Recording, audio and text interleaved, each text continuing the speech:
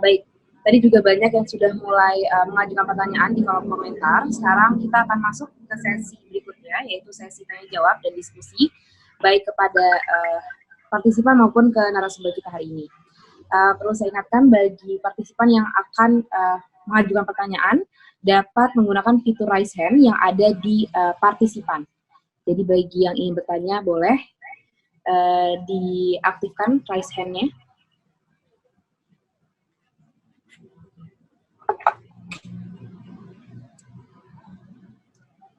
Oke, sudah ada satu penanya atas nama Habib Asyik ya. Boleh pertanyaannya disampaikan. Oke, Assalamualaikum warahmatullahi wabarakatuh. Terima kasih Mbak Cantik, moderator Mbak Jihan. Pertama, saya apresiasi terhadap AMK yang melakukan kegiatan ini. Ini sangat bagus sekali, tapi sayangnya sepertinya ini tidak dilakukan oleh maksimal oleh teman-teman sahabat-sahabat di P3 seluruh Indonesia ya. Kalau memang ini kuotanya bisa sampai 1.000, saya lihat ini masih ratusan lah, belum sampai angka yang maksimal saya pikir. Terus yang kedua, ini pertanyaan saya kepada Pak Ahmad Baidowi atau Pak Awi, penjelasan jenengan bagus dan itu harus diulang-ulang, karena apa? Ini sangat positif sekali buat kader-kader kita di bawah. Kita tahu kader-kader kita ini banyak distorsi ya, karena informasi-informasi yang berseberangan dan bisa dikatakan terlalu banyak mengkonsumsi hoak, artinya akhirnya berdampak pada hal yang tidak bagus. Di grup-grup kita, di DPC di daerah-daerah, itu malah sering men-share apa yang dibagikan oleh misal dari partai sebelah, misal dari PKS. Itu kan lucu, gitu.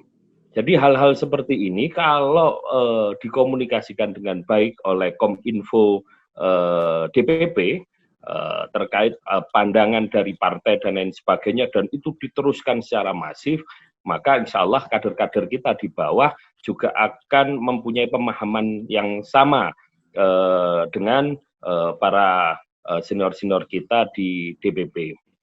Yang ketiga, ini terkait Yai Nasrullah. Saya juga kebetulan di salah satu ketua di MUI di daerah saya juga turut prihatin. Karena di lembaga MUI, sekelas MUI pun itu menjadi seakan-akan bukan lagi menjadi Majelis Ulama Indonesia seperti dulu, karena isinya itu konten-konten hoak yang urusannya menyerang pemerintah, yang itu dasarnya juga masih tanda petik dipertanyakan. Nah ini saya juga kaget sekali ya, saya di grup MUI Jawa Timur gitu ya, itu urusannya ajakan untuk untuk menolak itu dengan data-data yang saya pikir jauh dari fakta. Nah, jadi dua ini pertanyaan saya untuk Pak Awi, sosialisasi yang luar biasa ke arus bawah, juga untuk Yai Nasrullah terkait di MUI ini, mungkin saya dan jenengan mungkin tidak ikut-ikut ke sana, tapi banyak juga kolega-kolega kita yang termakan isu tersebut sehingga tanpa tabayun pun bersuara keras tanpa didasari pemahaman yang final begitu. Mungkin gitu saja dari saya, bisa disambung oleh sahabat-sahabat dari daerah lain. Tapi saya apresiasi kegiatan ini, saya pikir harus sesering mungkin gitu ya. Terima kasih. Wallahul muwaffiq ila aqwamit thoriq. Wassalamualaikum warahmatullahi wabarakatuh. Waalaikumsalam warahmatullahi wabarakatuh. Terima kasih Pak Habib atas pertanyaannya dan mungkin masukannya. Mungkin sekarang kita berikan kesempatan untuk Prof. Fadil untuk menyikapi atau menanggapi. Apakah ada tanggapan, Prof?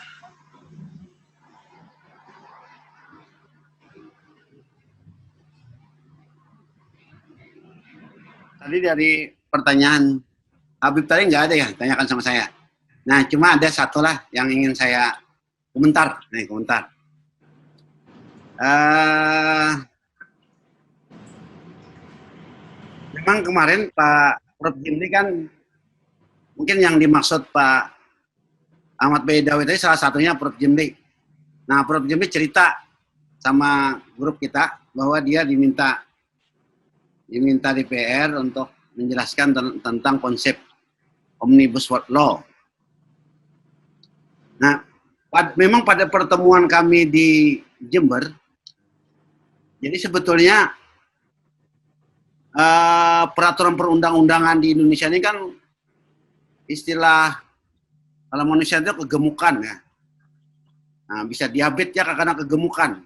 Jadi karena tidak ada satu konsep tentang penataan peraturan perundang-undangan di Indonesia yang dilakukan, sehingga masing-masing sektor itu kan masing-masing sektor menciptakan sendiri. Nah, tanpa koordinasi antar sektor. Nah,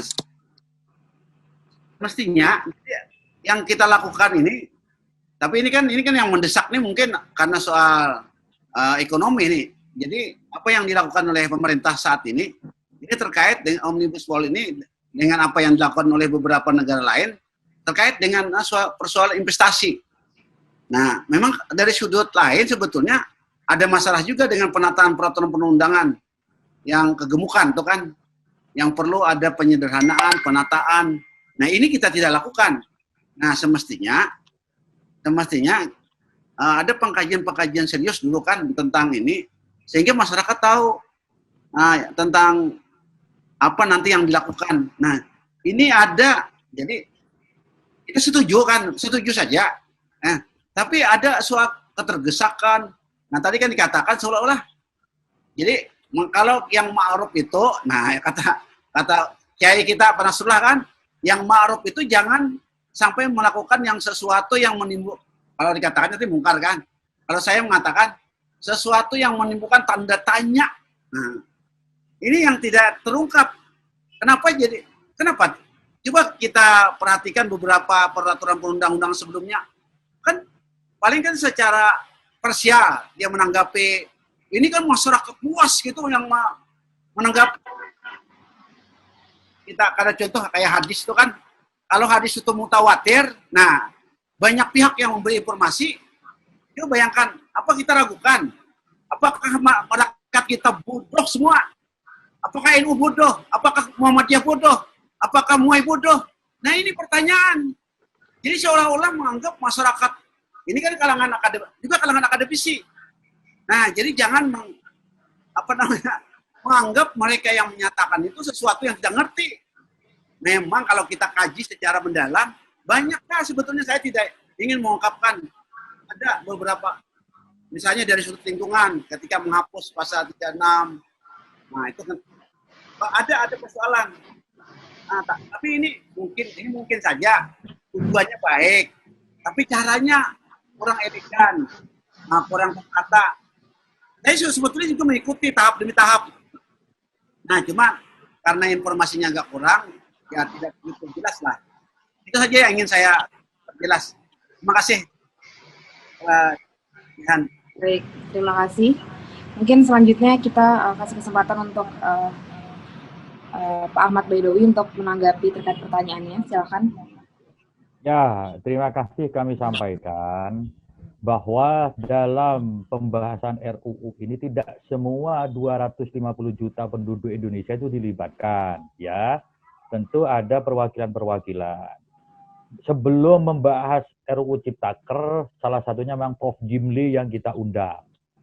Tapi berikutnya dalam pembahasan nggak kita undang lagi karena Prof. Jimli adalah anggota DPD, yang mana kehadirannya di Balik DPD itu diwakili oleh Panitia Perancang Undang-Undang PPUU DPD. Jadi kalau kemudian setelah undang-undang ini selesai dibahas, terus Prof. Jimli mempersoalkan beliau kapasitasnya sebagai anggota DPD ngapain saja, kan harusnya bisa menjelaskan menolak melalui lembaga DPD yang hadir secara resmi ke Balik DPR dalam setiap persidangan pembahasan Undang-Undang Cipta Kerja. Ini saya bacakan ya supaya tidak menjadi seolah-olah kita ini tidak melibatkan publik, termasuk ke Prof tadi bahwa RDPU itu ini di luar fraksi yang resmi digelar oleh Balik ketika pembahasan RUU Cipta Kerja. Di antaranya RDP dengan Prof. Jasman Simanjuntak, Yose Rizal, dan Sarman Simanjorang. Ada lagi itu tanggal 27 April. Terus 5 Mei dengan Emil Arifin dan Haji Sutrisno Iwantono. Terus kemudian RDPU dengan Kadin. RDP dengan Serikat Tenaga Kerja, RDP dengan Ikatan Jurnalis Televisi Indonesia, dengan Walhi, dengan Prof. Asep Warlan, Prof. San Afri Awang, dan semacamnya. RDP dengan AJI, Aliansi Jurnalis Independen, yang kemudian akhirnya menyepakati, dirumuskan, mengeluarkan klaster Undang-Undang Pers dari RUU Cipta Kerja. RDPU dengan MUI, PBNU, PP Muhammadiyah, 11 Juni 2020. Jadi Pak Nas nanti disampaikan, bisa di cross check ya ke MUI-nya. Yang berikutnya ada beberapa termasuk dari fraksi-fraksi. Kami ingin merespon tadi yang disampaikan oleh Pak Habib, memang benar. Di internal kita itu seringkali tergopoh-gopoh dengan yang namanya pemberitaan-pemberitaan yang bersifat hoax. Kalau ada teori kampanye itu kan ada namanya fire hose of falsehood itu. Jadi semburan kebohongan. Berita bohong kalau disampaikan berulang-ulang itu jadi benar. Contohnya ada pernyataan dari Mardani, dari Bukhari Yusuf bahwa kiai yang mendirikan pendidikan non formal dipidana. Itu disebarkan berulang-ulang dan dipercaya. Yang percaya anehnya kader P3 gitu.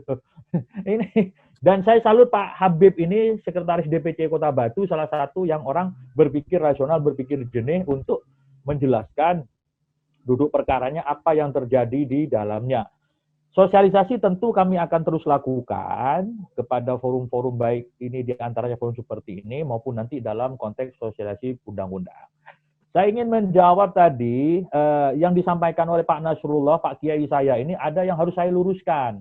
Karena Kiai itu kan nggak boleh, kalau politisi bengkok-bengkok sedikit bicaranya itu biasa, tetapi kalau politisi kalau Kiai bengkok, lah ini siapa yang meluruskan gitu. Karena saya levelnya bukan Kiai, tapi paling tidak dalam forum ini saya coba mengingatkan supaya Pak Kiai ini mendapatkan informasi yang utuh. Satu, pandemi. Nggak ada alasan. Pandemi itu jangan dijadikan alasan untuk bermalas-malasan. Ya, tugas DPR itu ada 3. Pertama, menyusun legislasi. Yang kedua, menyusun anggaran. Yang ketiga, pengawasan. Terus dibilang DPR tidak peduli COVID. Kata siapa? Melalui fungsi pengawasannya, DPR sudah sangat peduli terhadap penanganan COVID di Indonesia. Bahkan gaji DPR dipotong. Terus kemudian DPR membentuk Satgas anti COVID. Ya saya yang di badan legislasi menjalankan fungsi legislasi dong. Kan berbagi 3. Yang fungsi keanggaran di Banggar, kemarin diketok palu sudah APBN 2021. Kalau kemudian COVID dijadikan alasan, ya harusnya rapat Banggar APBN 2021 tidak perlu. Nah, jadi yang begitu-begitu jangan sampai alasan pandemi COVID menjadikan alasan bagi kita untuk bermalas-malas ria. Sama halnya dengan dulu, orang berpuasa jangan dijadikan alasan untuk tidak produktif. Nah, kira-kira sama lah.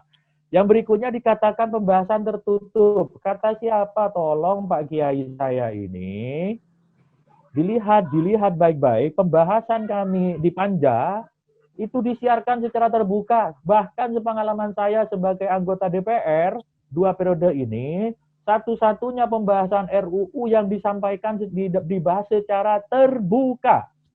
Bukan tertutup, terbuka. Tidak cukup terbuka, karena sekarang pandemi COVID, kita siarkan melalui TV parlemen. Ya tentu kita tidak mungkin memberitahu satu persatu orang, tonton TV parlemen.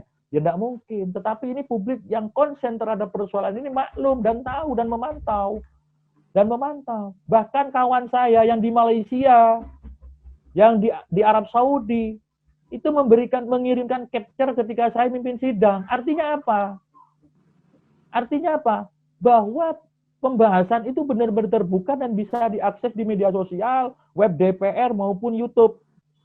Kalau mereka tidak menonton itu, mana mungkin dia bisa mengcapture. Ya meskipun ada dalil itu kan bisa dikirim. Tapi faktanya kami melakukan rapat secara terbuka dan tidak diam-diam. Itu disiarkan secara luas. Sekali lagi, kalau dikatakan, kok saya tidak tahu? Ya tidak mungkin dong anggota DPR menjapri SMS, WA satu persatu orang yang ada di Indonesia ataupun minimal yang hadir di sini. Wong kita pikirannya banyak kok. Yang berikutnya, pengesahan dilakukan malam hari, tidak ada yang dilanggar. Sesuai ketentuan surat edaran dari DPR, ya kami katakan bahwa selama pandemi COVID, selain batasan orang yang hadir di setiap rapat, waktu ada dua, ya ada dua waktu ini. Tidak boleh lebih dari 2,5 jam, ya. Memulainya tidak boleh lebih dari pukul 10 malam.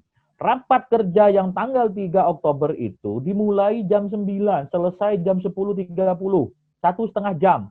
Masih di bawahnya edaran DPR yang mewajibkan maksimal 2,5 jam. Terus ada yang mempersoalkan dulu, DPR kenapa rapat di hari Sabtu Minggu, ini kayak kejar tayang. Tidak ada yang kejar tayang. Yang kita kejar itu adalah target pembahasan yang dialokasikan berdasarkan kesepakatan di DPR, yakni setiap masa pembahasan undang-undang, antara pemerintah bersama DPR itu paling lama 3 kali masa sidang. Dan kemarin itu sudah masuk masa sidang yang ketiga. Sehingga harus menyelesaikan. Kesepakatan rapat bamus ya harus selesai. Terus kami diberi izin oleh pimpinan DPR untuk menggelar rapat di hari libur. Apakah boleh? Sesuai tatib DPR itu boleh. Syaratnya mendapatkan izin dari pimpinan DPR. Bukan dari Kiai Nasrullah izinnya. Jadi kalau kita mendapatkan izin dari pimpinan DPR, ya boleh gitu. Terus revisi Undang-Undang KPK saya kira beda ya. Apalagi mengenai waktu, nggak ada Undang-Undang KPK disahkan malam-malam, itu siang-siang malahan. Nah, saya sepakat bahwa menyampaikan pendapat itu dilindungi undang-undang. Beberapa kali dalam setiap kesempatan ketika kami ditanya tanggapannya terhadap protes massa, yaitu hak berdemokrasi yang dilindungi undang-undang, silahkan saja. Yang penting tidak anarkis, tidak merusak fasilitas negara. Dan saya yakin demo-demo kemarin yang terprovokasi, yang melakukan perusakan dan semacamnya itu nggak ada tampang-tampang mahasiswa melakukan itu. Ya yakin ada pihak-pihak lain, apalagi polisi sudah polisi sudah menangkap aktornya yang melakukan perusakan itu. Jadi terprovokasi oleh hal-hal yang tidak benar. Ya Pak Nasrullah sebagai Sekum MUI tentu memiliki akses langsung kepada Ketum MUI Pusat yang juga Wakil Presiden. Apabila ada anti kritik begitu, ya tolong disampaikan kepada Pak Wapres, entah melalui MUI. Jadi tolong jangan terlalu anti kritik, itu lebih pas gitu, lebih tepat gitu kan. Terus ini saya juga merespon tadi sekaligus dari Pak Habib terkait MUI mengenai kompetensi di kabupaten kota. Nah, sekarang yang tergabung di MUI itu apakah ulama semua? Apakah memenuhi, kalau Kiai Nasrullah ini memang Kiai gitu. Soalnya ada juga teman saya katanya jadi pengurus MUI, tapi kualifikasi keilmuannya di bidang agama dia nggak ada. Menyandang, meskipun ada klausul, katanya di MUI itu ada ulama juga ada zu'ama. Ya namanya diganti dong, jangan majelis ulama. Karena kalau majelis ulama itu ya kumpulan para kiai-kiai host, kiai-kiai yang paham, memiliki kualifikasi di bidang keilmuan agama diantaranya. Saya ingin katakan begini ya, ketika pembahasan ini, ketika khususnya produk halal itu, ini supaya clear dalam forum ini, MUI itu berharap dia bisa menjadi LPH, lembaga pemeriksa halal, dan juga bisa mengeluarkan fatwanya, dan juga menerbitkan sertifikatnya. Sementara PBNU berharap fatwa halal itu bisa diterbitkan oleh ormas, tidak dimonopoli oleh MUI. Ini kan nggak bakal ketemu, maka kita kasih jalan tengah. Kita kasih jalan tengah bahwa LPH itu bisa dilakukan oleh ormas-ormas keislaman yang berbadan hukum, perguruan tinggi swasta di bawah naungan Yayasan Islam dan ormas Islam. Adapun fatwa halalnya ya MUI, baik pusat maupun provinsi. Sertifikat halalnya oleh pemerintah. Ini pun masih dipersoalkan. Karena kalau fatwa halal diberikan kepada ormas, kami khawatir fatwanya ormas yang satu itu tidak berlaku bagi ormas yang lain. Contoh, menentukan Idul Fitri aja polanya berbeda. Menentukan halal sebuah produk, misalkan bekicot aja, halal apa haram itu tentu tergantung nanti. Jangan sampai, meskipun kemudian bahwa fatwa yang sudah ditetapkan oleh satu ormas kepada sebuah produk, tidak perlu produk itu dimintakan fatwa kepada ormas yang lain. Tapi prakteknya tidak begitu. Saya merokok kalau ikut fatwanya PBNU, sah. Tapi kalau lihat ikut fatwanya Muhammadiyah bisa haram itu. Lah Pak Kiai Nasrullah ini selaku perwakilan NU tapi tidak merokok. Nah, fatwanya beliau ikut yang Muhammadiyah, tidak ikut yang NU-nya gitu. Lah yang begitu-begitu kalau diberikan kepada ormas, nanti kita khawatir menimbulkan chaos pemahaman di lapangan. Ini bahaya. Maka kemudian sudahlah soal fatwanya kita serahkan ke MUI. Soal pemeriksa halalnya kita buka semua ormas Islam yang berbadan hukum. Sertifikat halalnya ya pemerintah selaku pihak yang berwenang sesuai dengan standar internasional. Kalau kemudian ini masih dipersoalkan, ya itu namanya pendapat boleh-boleh saja. Toh ada jalurnya gitu. Saya kira itu ya. Kami berharap ini karena sudah jam 5 ini saya ada janji di tempat lain ya. Ya kami kembalikan ke moderator. Sekali lagi kami mengapresiasi forum ini dan menyampaikan permohonan maaf apabila ada hal-hal yang kurang berkenan. Semoga forum-forum seperti ini sangat berguna bagi kita untuk menegakkan amar ma'ruf nahi mungkar. Terima kasih. Assalamualaikum warahmatullahi wabarakatuh. Waalaikumsalam warahmatullahi wabarakatuh. Terima kasih Pak Ahmad Baidowi atas jawabannya. Mungkin kita perlu juga mendengar tanggapan dari Pak Nasrullah. Silakan Pak.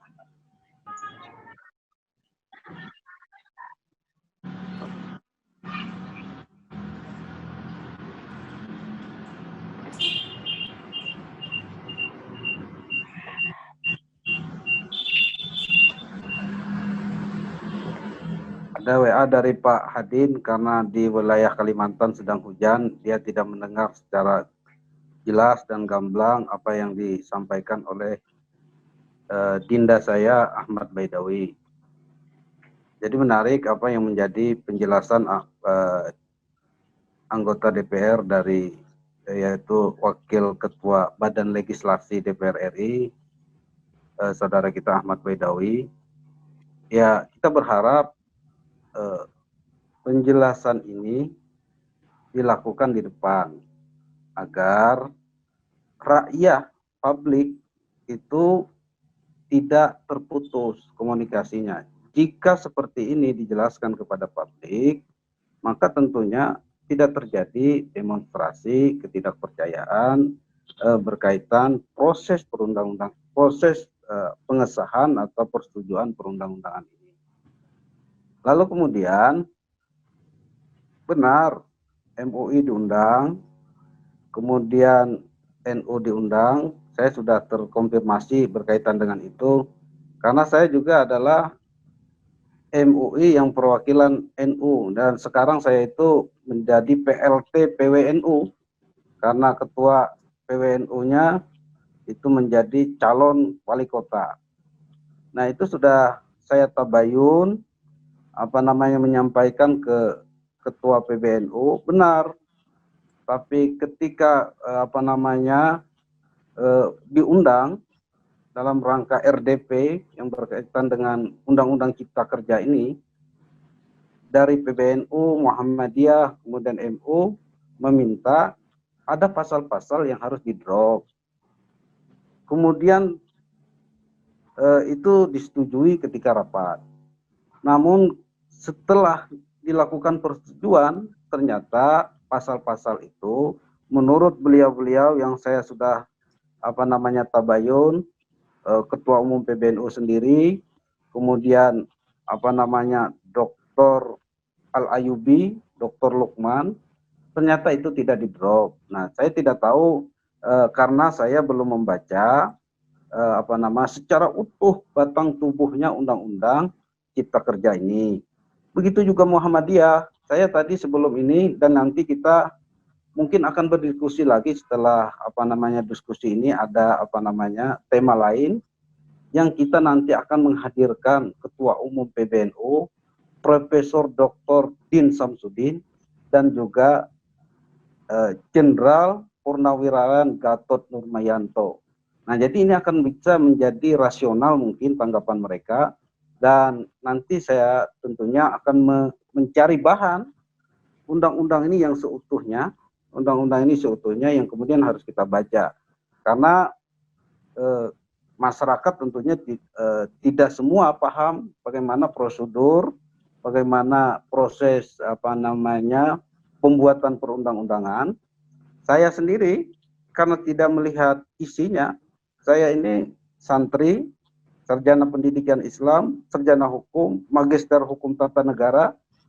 Saya justru tidak tahu isinya. Yang saya tahu isinya itu, yang saya tahu cuman halamannya. 1035 halaman, kemudian 1028 halaman, kemudian ada yang 905 halaman. Dan itu kan menjadi pro kontra di masyarakat. Nah, jadi kemudian ada di masyarakat juga yang menjadi tidak bagus untuk kita dengar, bahwa anggota DPR sendiri tidak mendapat draft ketika itu dilakukan persetujuan. Nah, jika anggota DPR yang membahas atau anggota DPR yang mewakili daerahnya masing-masing menjelaskan seperti Bapak Ahmad Baidawi, nah tentunya ini tidak terjadi reaksi dari publik. Nah, karena kalau publik tidak percaya, maka pemimpin itu tentunya akan menjadi distrust, tidak dipercaya oleh masyarakat, maka eksistensinya menjadi pemimpin itu tidak legitimit secara di ruang publik, bukan definisi undang-undang. Kalau dalam konteks undang-undang, apa yang dijelaskan oleh Pak Ahmad Baidawi sudah dijadwalkan oleh Banmus, kemudian dirapatkan oleh Badan Legislasi, yang kemudian melalui tahapan 1, tahapan 2, yang kemudian tentunya ada waktu, tidak ada interval waktu yang harus ditempuh. Maka itu benar secara prosedur.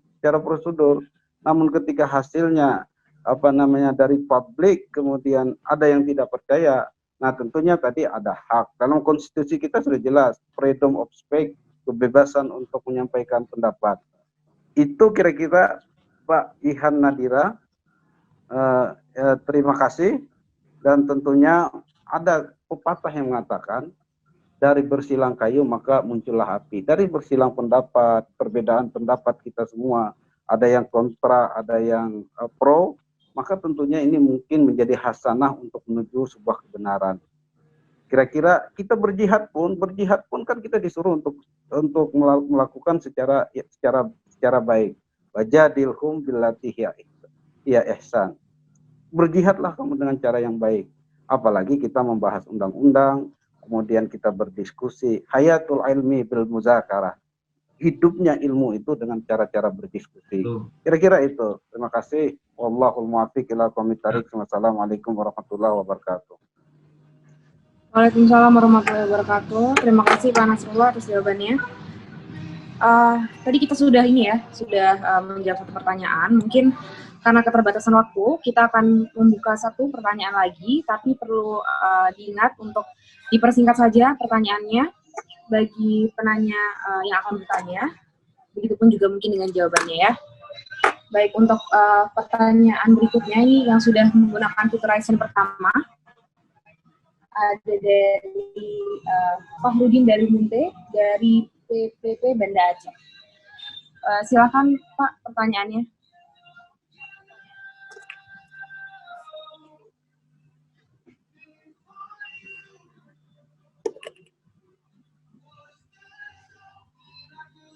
Assalamualaikum warahmatullahi wabarakatuh. Saya Fahrudin dari Partai Persatuan Pembangunan Kota Banda Aceh. Kami mengapresiasi acara diskusi sore ini karena diharapkan bisa memberikan pencerahan kepada khususnya kepada kader dan pengurus Partai P3 setanah air. Bagaimanapun P3 sudah ikut mensahkan Undang-Undang Omnibus Law 7 fraksi termasuk P3. Nah, kita kepingin kepada masyarakat dijelaskan tentang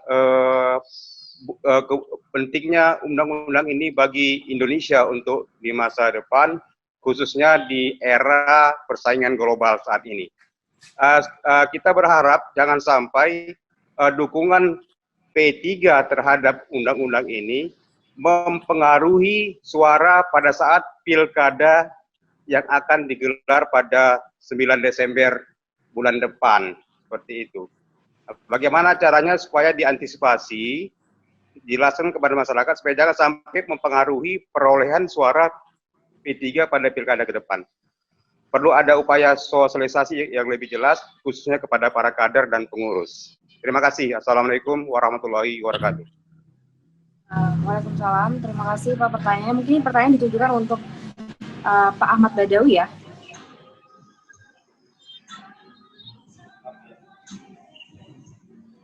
Oke. Boleh mungkin Pak bisa langsung dijawab.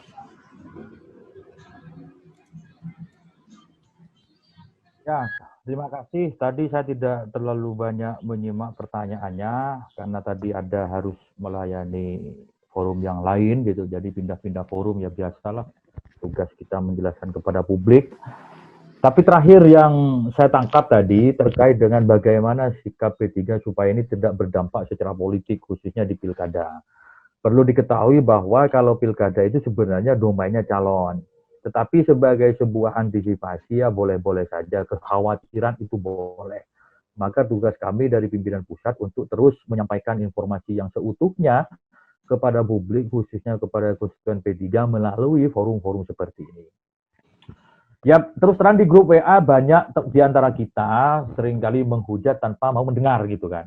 Ya alhamdulillah kalau masih mau mendengar sehingga bisa memahami. Kalau soal hitung-hitungannya di pemilu, ya alhamdulillah lah kalau kemarin saya di Dapil Jatim 11, Madura, kalau ada yang bilang P3 terdampak isu Ahok dan semacamnya, saya kira Madura dengan Aceh dengan DKI itu hampir sama, dengan Kalsel juga cukup keras terhadap fenomena Ahok. Bahkan di Madura itu pendukung 02 cukup berdominan 80%. Tetapi saya bisa mendapatkan suara 227.000 suara. By name. 10 besar di tingkat nasional. Kalau dijelaskan dengan teori memang nggak nyambung gitu. Dan khusus suara-suara itu nanti ada trik tersendiri. Jadi memang tipikal pemilih kita, ini kaitannya dengan pemilu ya, kalau tadi ada kekhawatiran-kekhawatiran, tentu ini menjadi PR bagi pimpinan pusat P3 terkait bagaimana khususnya P3 itu tidak terkena dampak yang buruk, kan begitu kira-kira. Ini sebuah himbauan, sebuah kekhawatiran yang rasional, cuman kalau dikaitkan dengan elektoral, ya memang seringkali tidak nyambung di lapangan. Seringkali tidak nyambung, karena logika elektoral itu dalam pemilu ada logikanya sendiri rupanya gitu. Ya kan orang yang sering turun ke dapil pun membawa sekian banyak bantuan ternyata tidak dipilih juga gitu. Tapi itu bukan forumnya di sinilah. Itu bukan. Tapi terima kasih tadi masukannya. Masukannya sangat kami apresiasi dan kami akan segera lapor kepada pimpinan ya. Saya mohon maaf Mbak, karena ini saya juga di dapil. Kalau di dapil kami ini kan sudah masuk maghrib ini. Jadi kalau di Jakarta memang masih lama, tapi kalau di sini sudah mau maghrib. Dan ada beberapa yang harus saya datangin gitu ya. Saya mohon maaf ya. Terima kasih. Nanti bisa komunikasi lebih lanjut. Baik. Terima kasih Pak Ahmad Badawi atas jawabannya. Ya, para hadirin mungkin karena memang kita terbatas atas waktu ya pada hari ini.